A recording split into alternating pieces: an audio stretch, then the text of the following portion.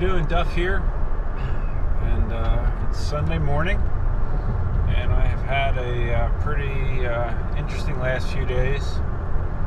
I think I talked about in my last video how I had a colonoscopy scheduled for Friday, and I did have my colonoscopy.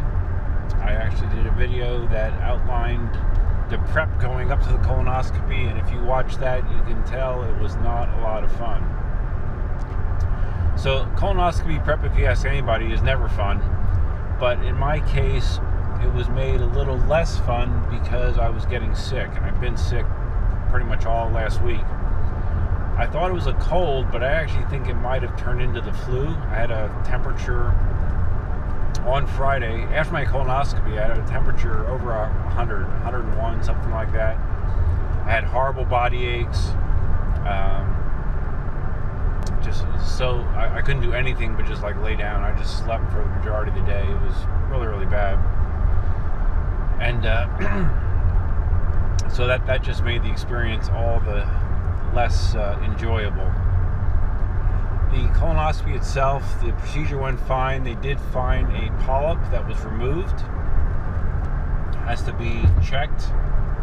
But the bad news is when they find a polyp, they want you to get checked more often. Instead of the once every 10 years thing, the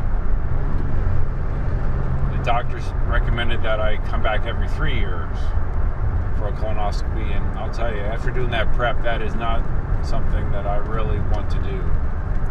Oh, did I mention I am going for a ride though today, so obviously I am feeling better. Friday was the absolute worst.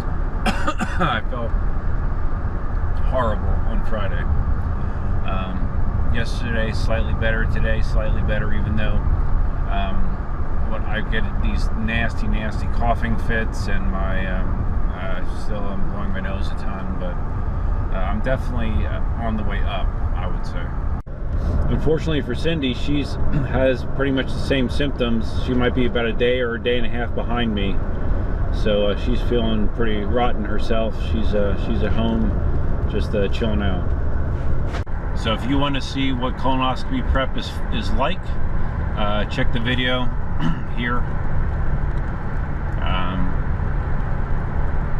It's a unique experience, unlike anything that I've ever experienced before. Let's just say that.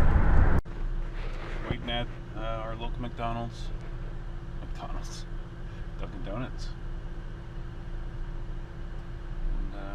As is more often the case than not, drive-through performance is horribly slow. It's crazy.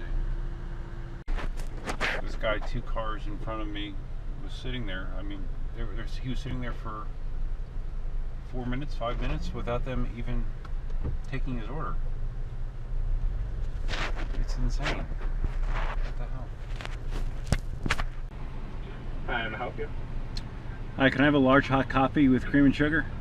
Large hot cream and sugar, anything else? That's it.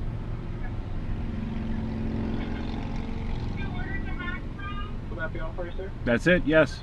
Alright, speed 232 at the window.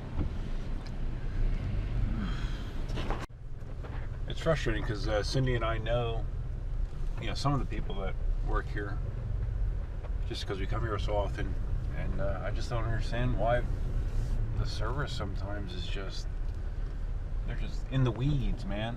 In the weeds all the time. Alright, so here I am. I'm at North Kyler Regional Park. I haven't been here in a little bit. Brought my M Super, just gonna ride it around, take it easy. My energy and strength is still definitely not normal, so not gonna go crazy. Just wanna get out in the fresh air a little bit, enjoy the nice weather. We're finally having some more typical Florida winter weather, where it's like lows in the 50s and highs, in the mid to upper 70s. For the last like 10 days, 2 weeks, it was ridiculously warm. It was 85 plus a lot of days. It almost felt like summer, which summer beats you down here in Florida. So I really look forward to winter, and when you have those long weather patterns that remind you of summer down here, you don't like them. So, all right, so let's get riding. Before I left, I squeezed the pedal of my M Super, and I'm I'm sorry, I squeezed the tire of my M Super. It felt very spongy, so I put some air in it. And be interesting to see how that feels in contrast. Because I haven't added air to the wheel in a long time.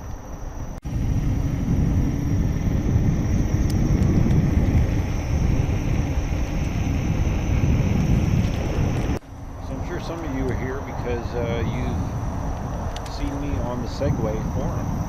And you're probably looking for an update on what's going on with my Segway i2. So here it is. So after determining that the batteries on the unit were totally dead, totally discharged, not retrievable, not usable, I looked into my alternatives, and my alternatives were buying a new set of batteries for approximately $2,000, a set of professionally refurbed for $1,500, or look at used batteries. So for now, I've decided on option C, and I bought a used set of batteries from someone on the Segway forums named Don. So these batteries are old, but they do work. They do still take a charge. And when I hooked them into the i2, I got green charging lights, and they flashed when they were done like they're supposed to, so that was great. However, I was still missing the info key, which is the little device that's used to actually interact with the Segway, including power it on. We were hoping that the friend of ours that gave us the Segway was able to find the info key. She looked for it and said she was not able to find it, unfortunately. Yes, the pool opens in March in Florida, or at least in Southwest Florida. Not kidding. So anyway, I used the advice of Don once again regarding the info key. And I contacted Vince from Texas Segway, texassegway.com, and told him my situation, said I had no info key, and I was told that he could hook me up with one. So basically all I had to do was get the serial number off of the i2, and once I gave him the serial number, he gives that to Segway, and they give him some sort of activation code. And he programs that code into the key, and he sent it off to me the same day that I ordered it. I talked to him on the phone, so that was awesome. Seems like a really good guy, and can't beat customer service like that. A new info key, I had an option to go with a refurbished or a new one. I figured I might as well just get a new one, because I guess these keys can have an issue if you're too rough with the buttons over a long period of time. These spring assemblies can start to go bad in them, so I just said heck with it and ordered a new one, about $250. So he dropped it in the mail on Friday, I think. Yeah, Friday. So I should have that soon, early this week, and cross my fingers I should be able to fire up the i2 then. So that's my Segway i2 update. Walking free abreast.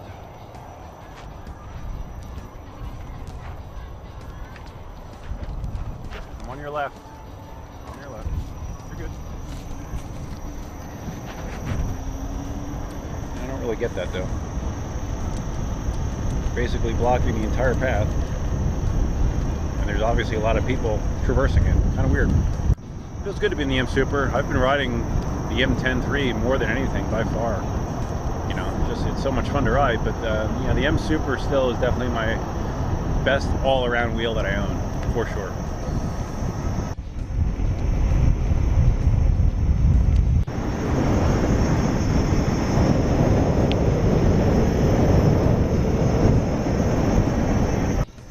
So nice to just be out of the house. Nice warm but not hot weather. Can't complain.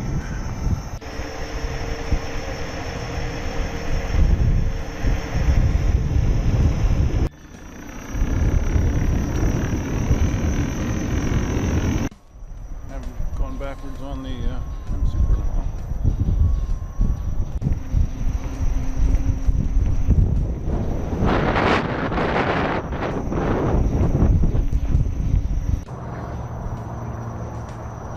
Chilling.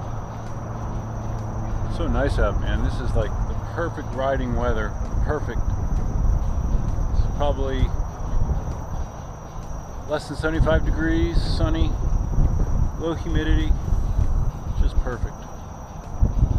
Whoa. Didn't see that bench though. This is where I really made some headway with my backwards training. I remember like that distance I just rode now, that was just like mind-blowing when I did that the first time. And I just remember how nervous I felt. It is learning to go backwards is very similar to riding forwards. You know, the milestones, you know, just being able to go a certain amount of distance and you're just barely holding on, and you know, you feel like you're about ready to crash at any second. But yeah, it's funny.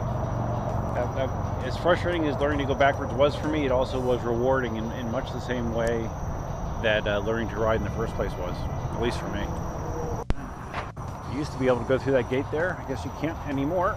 So we will turn around because I'm sure they don't want me riding on their fields.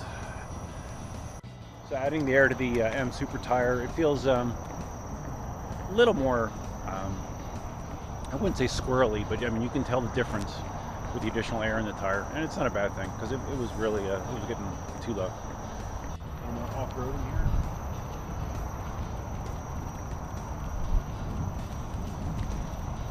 Looks like the softball fields are being heavily utilized today.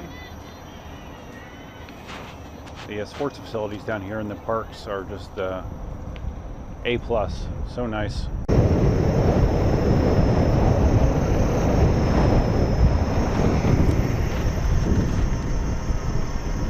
I might be pushing that speed limit. I'm going to try to do one last backwards ride all the way up this chute here, and I guess we'll call it good.